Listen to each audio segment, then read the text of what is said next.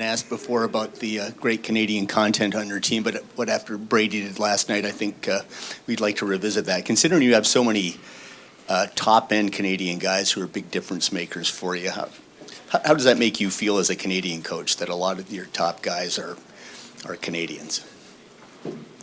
Well, I think you understand that, I'm proud to be Canadian and love the CFL, always have. But as a head coach, you're trying to coach everyone, and when you are coaching them, it's regardless of nationality. But I think there is certainly our Canadian players are exceptional across the board.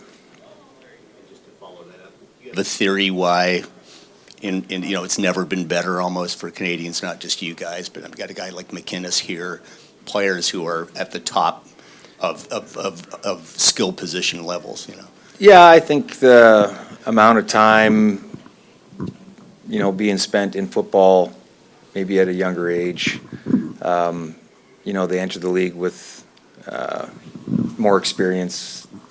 The level of coaching, I think, is pretty damn good. Maybe better athletes choosing this sport over other sports in Canada. Probably a lot of reasons, but I do think that, across the board, throughout our country, the Canadian talent is phenomenal. I mean, it's never been better in other leagues too. Derek, go ahead. Mike, what do you make of Brady winning Most Outstanding Canadian and Most Outstanding Player for this year? Yeah, he's been terrific. I'm extremely happy for him. I don't know the history in terms of who won it last, who's done both of those, but Russ Jackson maybe, but yeah, excited for him. I know he's focused on the game. I know his teammates are happy for him. I know he's happy for them. I know he believes that, especially the MOP is representative of O-line play and offensive play, and the way the game gets called sometimes, right? So there's a lot of other factors that go into it. But he is, we've said it for years, he plays the game the right way, and he plays the game the way we like it. And then Adam Bighill won the Tom Pate Award for his work off the field. If you have any particular thoughts Yeah, on I mean, that. it's a pretty prestigious award. The players, they really believe that's a great honor. Being recognized for something other than just athletic prowess or good football IQ or toughness, right? So the league has been built, through great community support, and giving it back as players is always extremely important. And it's easy to say, and everybody in here will realize that I think CFL players are the most successful players in any pro sport in Canada. And if I could, what was the team's takeaway from the two meetings with Toronto so far this season? We've got to play better. I know it's nothing more than that, right? I think we're focused on this one, right? I don't know that there's certainly, you look back at some film, but we've already covered that film, right? I think they're a good football team, and so are we, and it comes down to 60 minutes of good football. Thank you, Derek. Frank, go ahead. Coach, there's been a trend, as we've talked about Canadians, you're talking about Canadians doing really well. Another trend that's been taking place is young coaches that are new at being, there used to be a time earlier in your career you would see the same coaches go around and they go around in a circle. There seems to be more young coaches that are having faith put in them to run teams. Why is that?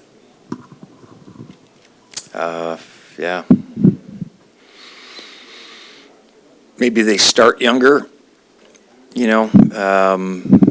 maybe they believe that it's a good career choice, so they start putting more time and energy into it at an earlier age.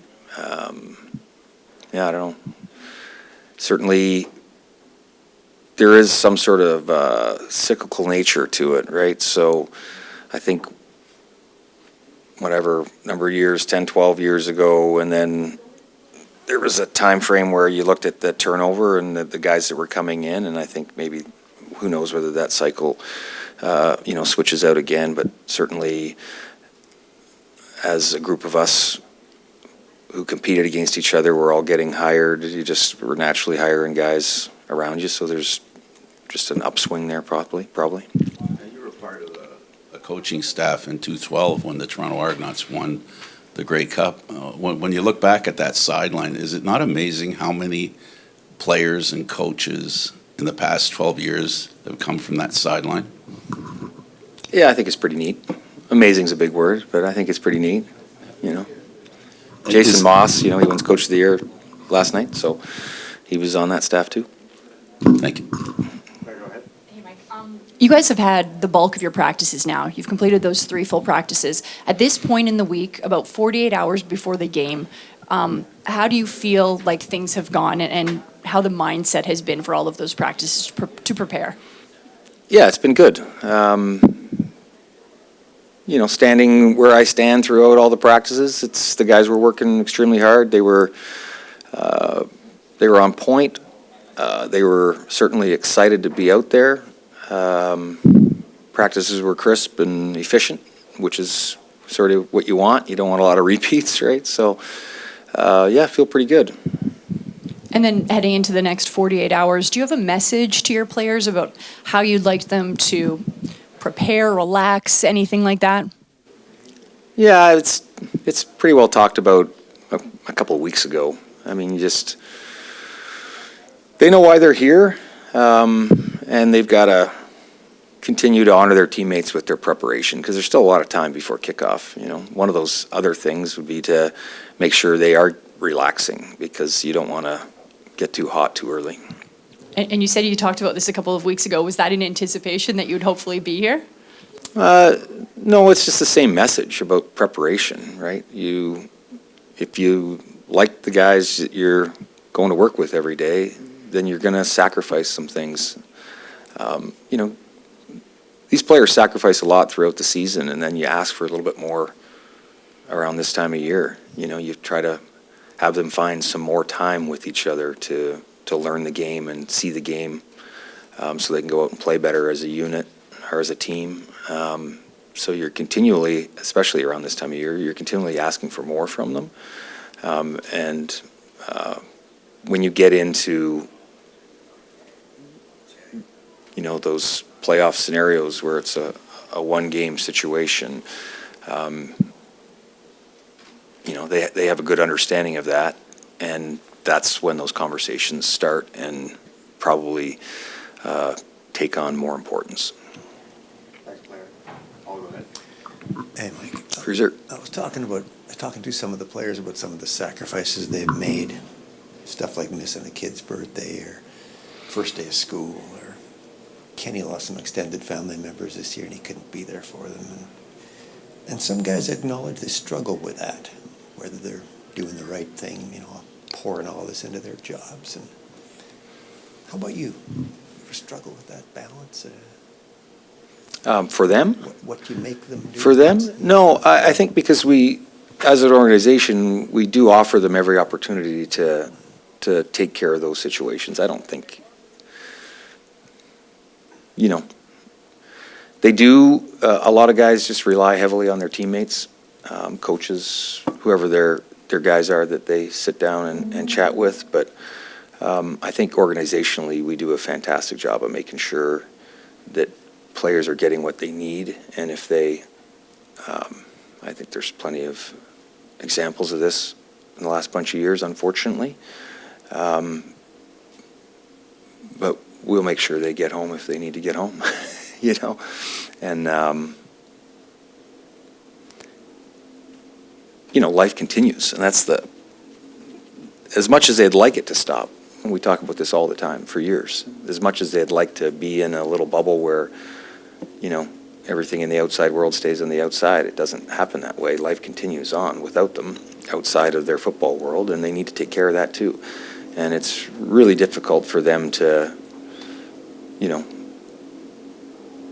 be up to their potential when they've got a lot of heavy things going on out in the real world. So we try to help them take care of that too. How does all that sacrifice they make, you think, play into a day like Sunday?